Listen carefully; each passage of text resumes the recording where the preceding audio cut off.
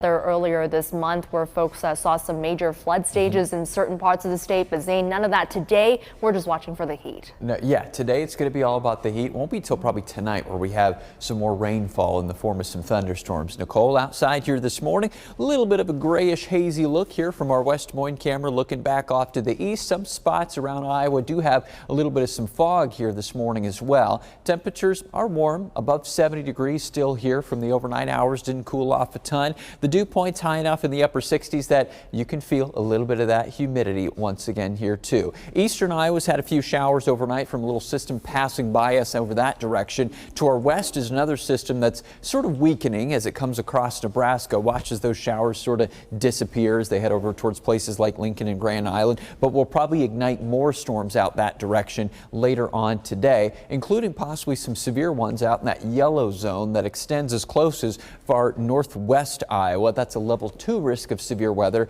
Now, for most of us here in the central part of the state, we're not going to see storms until probably later tonight after 10 o'clock and then when most folks are in bed during the overnight hours. There won't be a ton of severe weather. It's only a level 1 risk, but there could be a couple of isolated hailstones, maybe a stronger wind gust or two. Here's how we look the rest of this morning. There's some of our clouds right now. Those erode away, dissipate as we go through the middle of the day. We've got sunshine back for the afternoon hours. A breeze out of the south about 10 to 15 miles per hour. What's left of that disturbance out in Nebraska comes our direction late this afternoon, maybe tries to form another isolated storm or two out in the western part of the state here later today, but probably not much. Watch then as we go towards tonight. 10 o'clock here, still not a ton of action, but then in the next couple of hours, 11 o'clock midnight, we quickly blossom several showers and thunderstorms across the middle of the state, and then these sweep eastward into the wee hours of Monday morning, quick enough that by the time you get up Monday morning, the sun comes up, we're done.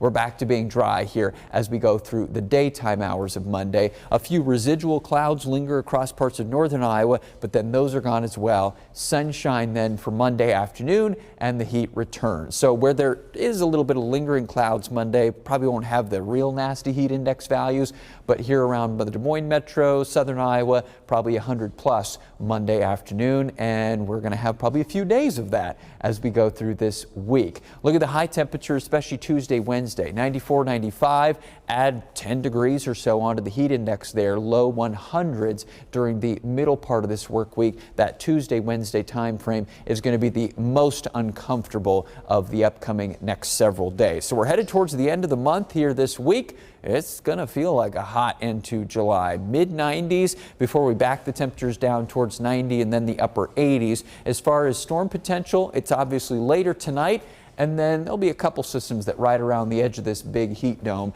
Tuesday night and then later in the day on Wednesday.